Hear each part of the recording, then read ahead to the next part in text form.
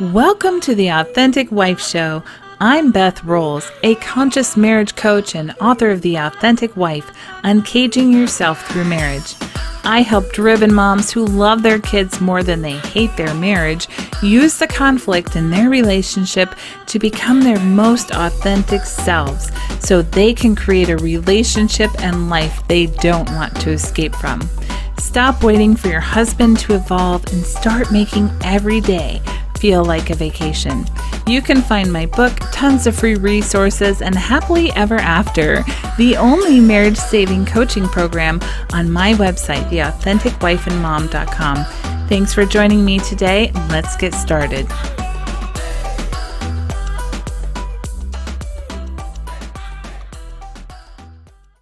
You super smart human, you. I'm so excited to be here with you again today on the Authentic Wife Show.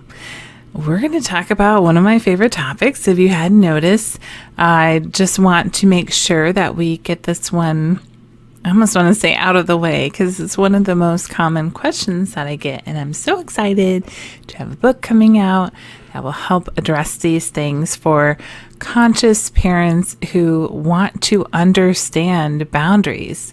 I know when I was being brought into the world of a different kind of parenting paradigm, I was confused about, how do I actually hold limits? I know I don't want to punish, but what do I do instead? What are natural consequences? What are all these things? And I have a lot of information on this on my website, on theauthenticwifeandmom.com, so you can certainly go there too. But I want to talk about one of the most important things for boundaries today, and why it relates so much to the work I do with moms who are trying to improve their marriages. Because for a lot of these really brilliant moms who are learning about child development or already have experience in there, were teachers or some kind of educator, or otherwise know what kids need as they develop, that becomes one of the major conflicts between them and their husband, is that he wants to just do what he knows. And for most of us, what we know was the authoritarian parenting style, where I don't even know it's a parenting style. I don't know. But it's just basically, you do as I say, having power over the child and making them conform to your wishes and using fear to get them to comply, which does work in the short term, but it doesn't work in the long term. And then it dramatically backfires as the child gets older and realizes that you really don't have control over them and will rebel or talk back or run away or whatever they need to do to feel like a human, to feel whole. So sometimes we have a blind spot, I think, as moms, or I guess speaking for myself, I did, where I could see what was appropriate for my children and I could hold my husband to it, but then I wasn't really holding myself to it. And so that's a big thing that we need to pay attention to, is when are you asking of your children or asking of your husband something that you're not even able to do yourself yet.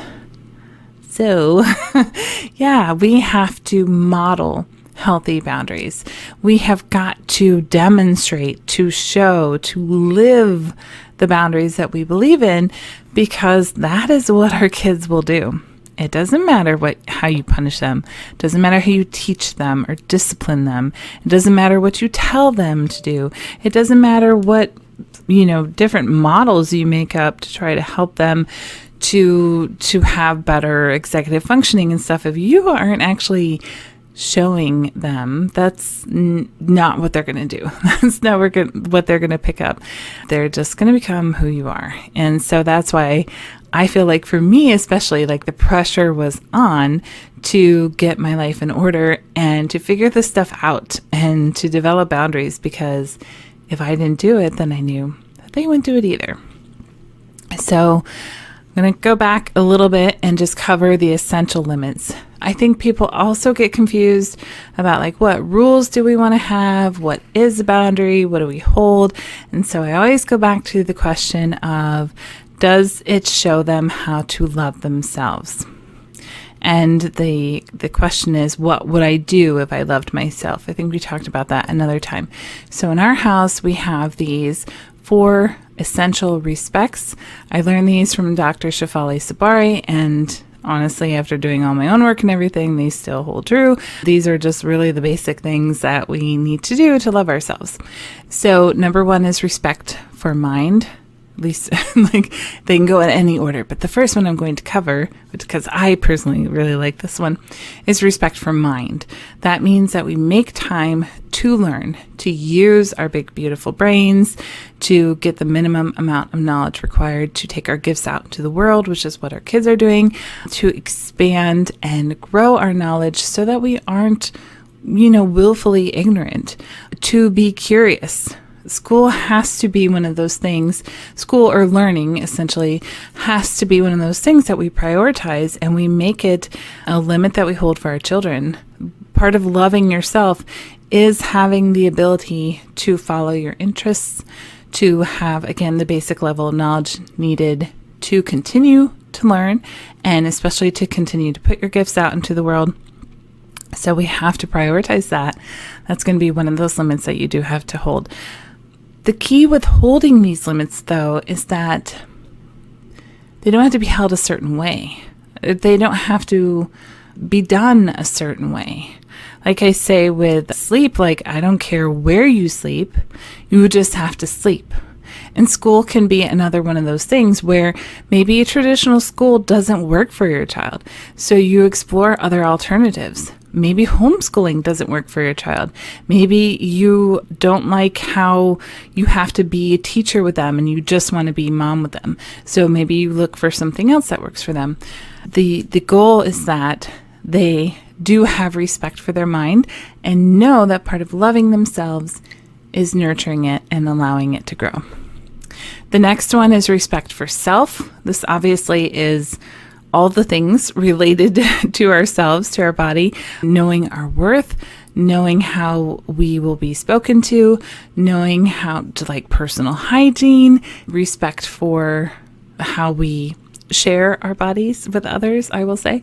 So that's just obviously for kids, the limits we're holding are brushing your teeth, getting enough sleep, washing yourself, all these basic self-care things that are so important that we have to do if we love ourselves. Also getting medical care when we need it, recognizing when we're ill or sick and need to go get some additional help, or taking vitamins if that's needed, warranted. We have a responsibility to show them how to love their bodies and their overall well-being, which is what I talk about a ton. So that's an important one.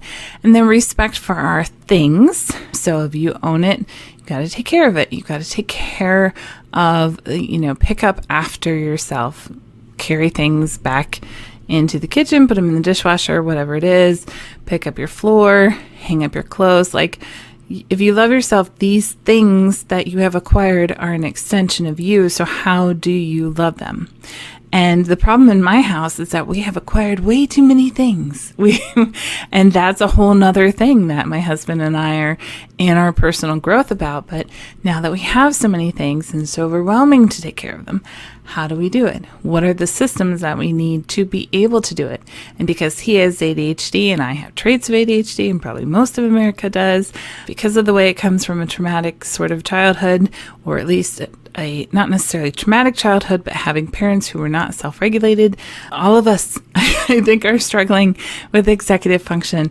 And plus, we have things now that are just kind of molding our minds to have less capacity to be present. Obviously, we have screens, we have 30-second, 1-minute videos, we have things that come at us quickly, we move on, and buying things is obviously an easy way to cope, but another way to experience the pleasure of our senses and to enjoy things. So when we have too many things, they become hard to take care of.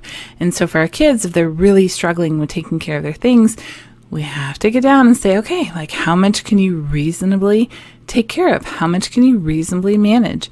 What do we need to put away? What do we need to give away, donate? So just be aware. This is the area where I don't have much room to say things to my kids because neither I nor my husband are really modeling this limit. We are not good at cleaning up after ourselves right after the fact for various reasons. And part of it is accepting that, in some ways we are just wired differently, and we have different senses of how we get things done. We have time, urgency, and we have to accept that, our kids are going to have some of that too, through genetics and through just being our children. And the most important thing is to be in a place of love around them. And so to not be on them all the time, because they're going to get the message that they're not good enough. So again, it comes back to modeling. If they see me clean up, pick up my room or pick up my things, then they are more likely to want to do that for themselves too. And then finally, the very last one, which is a struggle in our house at the moment, is respect for others and community. My daughter is 8 years old and just came home sobbing last night about how girls on the bus were treating her. And I asked some people on Facebook, and they're like, "Oh yeah, that's the norm at this age." And it's like, good grief, this should not be the norm at this age. It's just really, that could be a whole nother show. So obviously being able to respect others and to also move away from others who are not respectful to you when you need to. This is definitely something that we need to hold, that we care for others and we care about the people in our home especially, and we have to just respect them, especially in the family. It comes to respecting their opinions, their thoughts, and their emotions, that all those things are okay. So that leads me to the next part and why this is so related to the work that we do to improve our marriages. Modeling healthy boundaries also means that you call out unconscious behavior wherever you see it, including your husband's. So one of the biggest objections that I get from wives when we start doing this is, I can't do that. I cannot disrespect him in front of the kids. The client recently said it would be World War III. And she just was very much unwilling to even imagine that for a moment. And then I've had clients who culturally, disrespecting the parent in front of the kids is, no, I cannot do that. But here's the thing, and here's the question I had for this client the other day. Why is it okay for your husband to disrespect your children? Because if you feel into your core, if you go into your mama bear heart, as I told her, there is an anger or even a fear that will rise in you the moment your husband is disrespectful to your children. And that's naturally there. Go out in nature and look at mamas protect their young.